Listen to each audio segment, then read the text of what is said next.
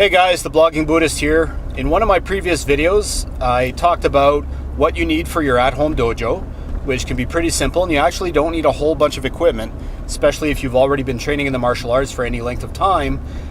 Most of the time, you can train and practice whatever your martial arts style is without the use of any actual equipment. You need very little space to do so. But today, what I'd like to talk to you about is what to keep an eye out for when you walk into an actual dojo.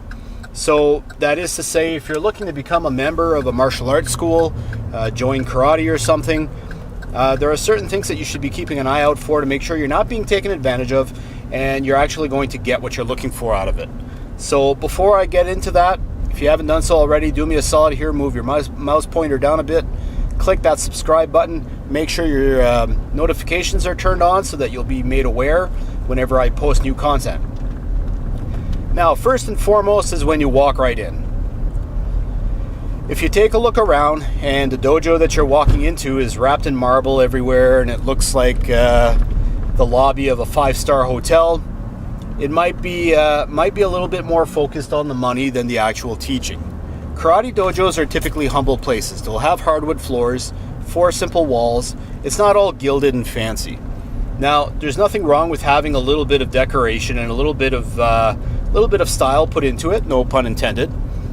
For example, if you're walking into a Japanese martial arts school, it might be normal for you to see some Japanese writing on banners or photos of previous masters of the style. Things like that are okay. But if it's all gilded and gold and it looks so fancy that you're kind of scared to train there because you're worried you might knock something over, it's probably not the place for you. And it might be a little bit more commercialized than you want to actually deal with. The next thing is what they're putting out about themselves. So when you walk into a dojo, you should be greeted by someone. You shouldn't be ignored and left at the door. Unless the instructor and or instructors know that you happen to be the parent of a student or that you're already a student, you're just kind of taking it easy that day.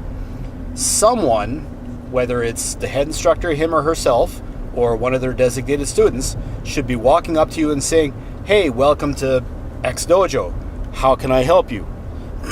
And that's where you get to explain, well, I'd like to join your club. Can I watch a class? Can I try out a class? All those good things. Once that step happens, there's a few questions you should ask. The first is, what can you tell me about your style? Who did you train under?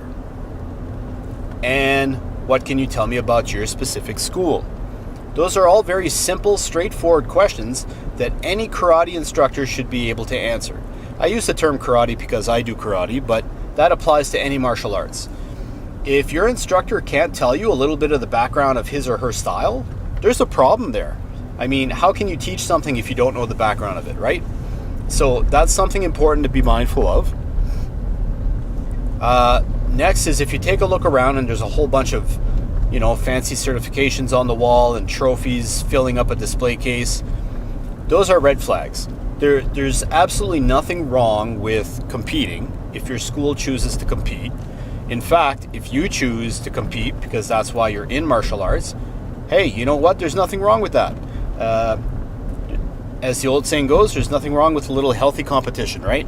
So if you're into martial arts to, say, fight professionally, go into tournaments, things of that sort, good for you.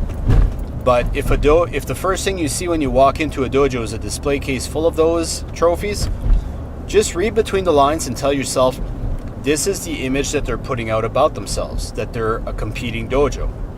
So you need to be prepared that the training and the ambiance you're going to receive will be in line with that. Next, you want to watch for overcrowded classes. Okay? If it's a small space with 30 or 40 students and there's barely any room to move, there's a problem there. It might mean that the instructor is looking to capitalize to the max on the number of students he or she has. Of course, it could also mean that the school is just reputable and so good that everyone wants to train there. That's a possibility. But for the most part, you're looking for someone who has a dozen constant students who never miss class. This means there's a consistency within the dojo, because you got to ask yourself why you're signing up. And I always like to say there isn't really a bad reason for joining martial arts. Maybe you want to get in shape. Maybe you're just looking for something new to do. Maybe you want to learn to defend yourself. The only bad reason is if you're actually looking to harm someone else. Like if you have intentions of, okay, I'm going to bash on some of my own favorite movies here, but this isn't the 1980s. You can't walk into a karate dojo, train for a couple of months in the hopes of getting to the big tournament where you can beat the living crap out of your high school bully. Life just doesn't work that way, okay?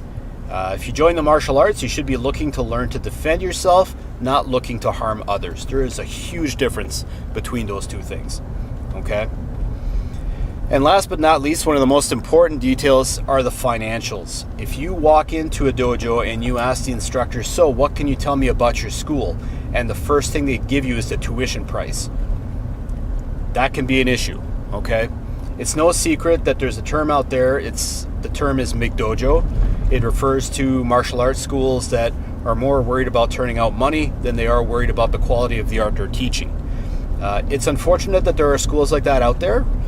I'm going to go against what I've even said myself previously. If all you're looking to do is get some exercise, be around people, and have the ambiance, there's no problem with joining a McDojo as long as you're fine with whatever he or she will charge you. And you're just there to get the exercise and you're not so much worried about properly learning the traditions and the arts of whatever style that you're at. Hey, good for you. To each their own, right? But the bottom line is learning martial arts shouldn't cost a fortune. Even in Okinawa, most of the karate masters had a day job, like they were doing something for a living. They weren't trying to capitalize on karate. A lot of instructors actually taught free of charge. And that's where you need to be mindful, because if there's a gross inflated monthly tuition associated with the school you're trying to join, that's a problem. In all the years that I trained with Sensei, I never paid more than $20 or $25 a month in tuition. Okay? $20 or $25 a month. And that was up to 10 years ago, where I left New Brunswick and came out to Saskatchewan. But even 10 years ago, I was only paying $20 odd a month in tuition fees.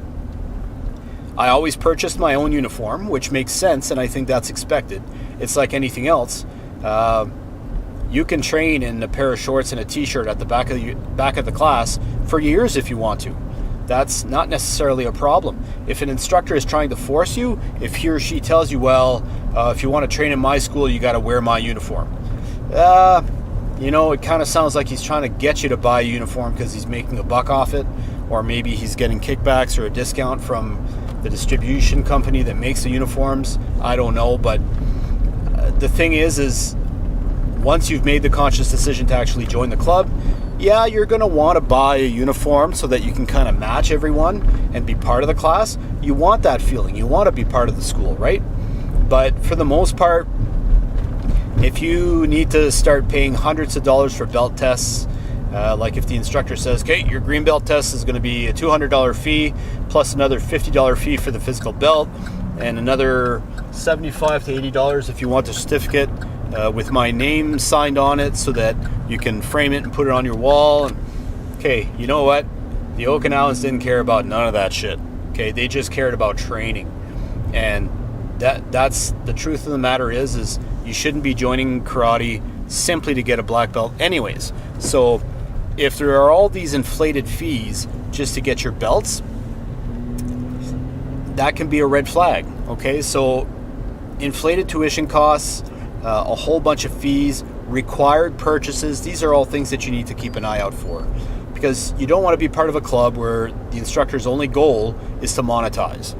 If that's the kind of school that you're in, you got to know that the quality of training that you're going to get likely isn't going to be in line with what you're trying to achieve. Okay? Next, you want to take a look around at the students. You want to take stock of the level of discipline, the cleanliness of the uniforms, what the uniforms look like. I'm going to be very, very clear about something here. It's not okay to have camouflage karate uniforms, or camouflage belts, or pink belts, or all these weird different colors of uniforms and belts. Yes, there are reds, there are blues, there's white and black, but karate uniforms are meant to be simple and straightforward. Now, in most traditional Okinawan styles of karate, we wear white for a number of different reasons, but for the most part, in martial arts, you're going to see white uniforms. If you're looking around and you notice 10-year-olds with black belts around their waist, or you see these off-colored belts, or their karate uniforms have all kinds of different patches and emblems running all up and down their sleeves and their arms and stuff, you know what? Do yourself a favor, just turn and walk out. Because that kind of a dojo is more worried about the look and is more fancy. It's kind of like a Hollywood dojo, okay? Last but not least, be wary of certain commercialized labels that are attached to the dojo. For example, if they're trying to give you guarantees, that's not a good thing. No dojo can guarantee anything. I have a student that walks in to my dojo today. I can't guarantee that student will be able to defend themselves. Maybe they're not going to take to it. Maybe they'll be unable to learn. Maybe they'll be unwilling to learn. Maybe there will be issues that they won't even be aware of. Okay? And as a practitioner, you need to be aware of that. That if it says black belt guaranteed or black belt within 2 years, and that's a big one. Okay? You can't achieve a black belt in just a few years. It takes a decade or more of constant, consistent training, discipline, study in order to reach that kind of skill that you need to properly wear a black belt around your waist. Okay? So those are all things to bear in mind. If you've got kids running around the dojo while instruction is being given, and you've got guests that have food and drink inside the dojo and discipline is slack, just be aware you're probably not going to get what you're looking for out of that school. Okay? Last little point I'll make here is make sure to do your research.